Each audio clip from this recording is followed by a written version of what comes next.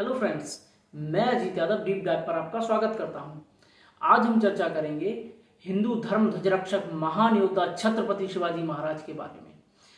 जिस समय संपूर्ण उत्तर भारत मुगलों के अधीन था और दक्कन में कुतुब शाही और आदिल शाही का वर्चस्व था, कोई भी कहीं स्वतंत्र हिंदू शासक नहीं था। उस समय छत्रपति शिवाजी महाराज द्वारा स्वराज का ख्वाब देखा गया। छत्रपति शिवाजी महाराज का जन्म सन 1630 ईस्वी में बीजापुर के आदिल शाही साम्राज्य के जागीरदार शाहजी भोसले और उनकी पत्नी जीजाबाई के यहाँ पुणे के शिवनेरी दुर्ग में हुआ था। शिवाजी महाराज का नामकरण स्थानीय देवी शिवई के नाम पर किया गया था। शिवाजी महाराज की प्रारंभिक शिक्षा उनकी माता जीजाबाई तथा उनके प्रारंभिक गुरु दादाजी कोणदेव की देखरेख में हुई थी। शिवाजी महाराज के आध्यात्मिक गुरु का नाम समर्थ गुरु रामदास था। मात्र 16 वर्ष की आयु में शिवाजी महाराज द्वारा अपनी माता की प्रेरणा से स्वराज की स्थापना का प्रण दिया गया। इस प्रण को पूरा करने के लिए शिवाजी महाराज ने सर्वप्रथम बीजापुर साम्राज्य के खिलाफ अभियान करने शुरू किए। इस अभियान के क्रम में उन्होंने सर्वप्रथम 1646 ईस्वी में तोरण के किले को विजित किया और 1647 ईस्वी में कोंढाना तथा चाकन के किले को विजित कर लिया। जब बीजापुर के सुल्तान मोहम्मद आदिल शाह को इस विजय क्रम के बारे में पता चला तो वह आग बबूला हो गया और उसने शिवाजी महाराज के पिता शाहजी, जो उस समय बीजापुर साम्राज्य के जागीरदार थे, को गिरफ्तार कर लिया। इस कारण से शिवाजी महाराज को मजबूर होकर उन किलों को स्वतंत्र करना पड़ा और कुछ वर्षों तक उन्होंने बीजापुर साम्राज्य पर आक्रमण नहीं किया, या फिर यूं कहें कि कुछ वर्षों तक शिवाजी महाराज ने बीजापुर साम्राज्य के खिलाफ अभियान नहीं किया, परंतु वे गुप्त रूप से अपने सैन्य निर्माण में लगे रहे। उन्होंने सर्वाधिक अपनी सेना में मावल क्षेत्र के किसानों को सम्मिलित किया। कुछ समय बाद 1656 ईस्वी में बीजापुर के सुल्तान मोहम्मद आदिल शाह की मृत्यु हो गई। उसकी मृत्यु का फायदा उठाने के लिए औरंगजेब, जो उस समय मुगल सूबेदार था तथा मुगल बादशाह शाहजहां का पुत्र था, उसने बीजापुर राज्य पर आक्रमण कर दिया। इधर शिवाजी महाराज ने औरंगजेब के क्षेत्र जुन्नार पर आक्रमण कर दिया तथा करीब 200 घोड़े लूट लिए और अथाह संपत्ति लूटी, जिससे औरंगजेब शिवाजी महाराज से खफा हो गया, परंतु उसने अपने पिता के कहने पर बीजापुर साम्राज्य से संधि कर ली। उधर कुछ समय बाद शाहजहां की तबीयत बिगड़ गई और मुगल शाहजादों में उत्तराधिकार का युद्ध शुरू हो गया। इस युद्ध में भाग लेने के लिए औरंगजेब दिल्ली चला गया। इसके बाद बीजापुर के नए शासक मोहम्मद अली आदिल शाह ने शिवाजी महाराज के वर्चस्व को समाप्त करने के लिए अपने प्रमुख सेनापति या अपने प्रसिद्ध सेनापति मोहम्मद अफजल खान को भेजा। मोहम्मद अफजल खान, जो बहुत ही बलिष्ठ शरीर का मालिक था तथा उसकी तीव्र बुद्धि थी, या यूं कहें कि वह एक चालाक व्यक्ति था, उसने शिवाजी महाराज को संधि प्रस्ताव के साथ शिष्टाचार भेंट का बुलावा भेजा। शिवाजी महाराज अफजल खान के मंसूबों को बखूबी जानते थे, परंतु उन्होंने कूटनीतिक वजह से इस शिष्टाचार भेंट के बुलावे को स्वीकार कर लिया। इस भेंट का स्थान प्रतापगढ़ के जंगलों में तय किया गया। 10 नवंबर 1659 को शिवाजी महाराज और अफजल खान के बीच भेंट हुई। इस भेंट से पहले शिवाजी महाराज ने अपने सैनिकों को प्रतापगढ़ के जंगलों में छुपा दिया और अपने वस्त्रों के अंदर स्टील का कवच धारण किया और अपने हाथों में बागनक नामक हथियार छुपा रखा था। जिस समय शिवाजी महाराज अफजल खान से मिलने पहुंचे तो अफजल खान ने अपनी रणनीति के तहत शिवाजी महाराज से गले मिलने के बहाने उन्हें अपनी भुजाओं में दाबकर खंजर से वार किया। इस वार को शिवाजी महाराज के कवच ने बचा लिया और शिवाजी महाराज ने अपने हाथों में छिपाए हुए बागनक से अफजल खान के पेट को चीर डाला तथा प्रतापगढ़ के जंगलों में छिपी हुई शिवाजी महाराज की मावल सेना ने बीजापुर की सेना पर आक्रमण कर दिया। इस आक्रमण में लगभग 3000 बीजापुर के सैनिक मौत के घाट उतार दिए गए।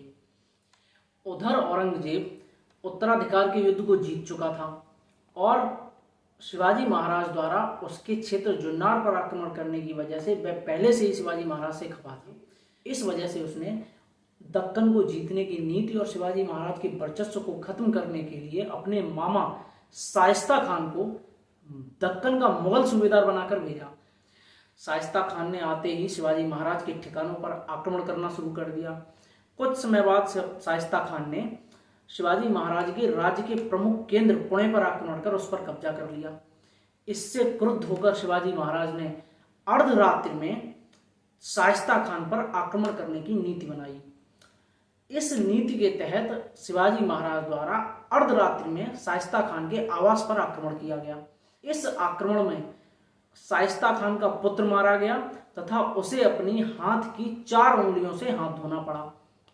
जब यह बात औरंगजेब को पता चली तो उसने क्रोधित होकर शाइस्ता खान को बंगाल का सूबेदार बना दिया और उसे बंगाल भेज दिया। इधर शिवाजी महाराज ने इस घटना के बाद सन 1664 ईस्वी में सूरत नामक क्षेत्र, जो मुगलों का धनवान क्षेत्र था, उसे लूट लिया। इसे सूरत की प्रथम लूट कहा जाता है। ऐसा माना जाता है शिवाजी महाराज को इस लूट से लगभग 1 करोड़ रुपए का लाभ हुआ था। इस वजह से क्रोधित होकर औरंगजेब ने अपने सबसे प्रसिद्ध और विश्वस्त सेनापति राजा जयसिंह को, जो एक राजपूत शासक थे, दक्कन में शिवाजी महाराज के दमन के लिए भेजा। राजा जयसिंह ने आते ही शिवाजी महाराज की घेराबंदी शुरू कर दी, जिससे मजबूर होकर शिवाजी महाराज ने राजा जयसिंह के साथ 1665 ईस्वी में पुरंदर की संधि कर ली।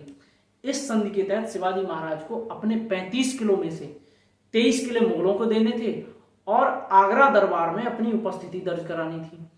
जब शिवाजी महाराज आगरा दरबार में पहुंचे तो शिवाजी महाराज के पुत्र संभाजी को 5000 मनसब प्रदान किया गया तथा शिवाजी महाराज के साथ अपमानजनक व्यवहार किया गया।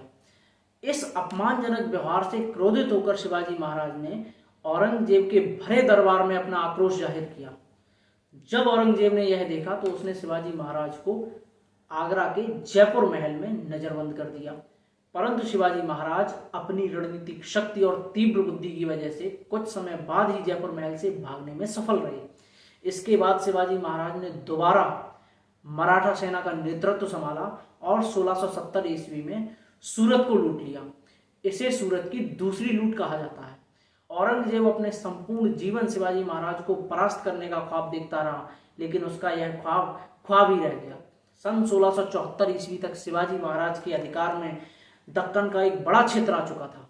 इसके बाद शिवाजी महाराज ने अपनी राजधानी को रायगढ़ में स्थापित किया और 6 जून 1674 को अपना राज्याभिषेक करवाया। उनका राज्याभिषेक बनारस के विद्वान विश्वेश्वर भट्ट या गंगा भट्ट ने वैदिक विधि विधान से किया था। इसी समय शिवाजी महाराज द्वारा छत्रपति की उपाधि धारण की गई, परंतु 11 दिनों बाद ही शिवाजी महाराज की माता जीजाबाई की मृत्यु हो गई। इसलिए शिवाजी महाराज ने अपना राज्याभिषेक दोबारा कराया। उन्होंने अपना यह राज्याभिषेक तांत्रिक विधि से संपन्न कराया, जिसे तांत्रिक निश्चलपुरी गोसाई द्वारा संपन्न किया गया था। शिवाजी महाराज के मंत्रिमंडल को अष्टप्रधान कहा जाता था। शिवाजी महाराज द्वारा एक बड़ी नौसेना का निर्माण किया गया था, इसलिए शिवाजी महाराज को फादर ऑफ इंडियन नेवी भी कहा जाता है।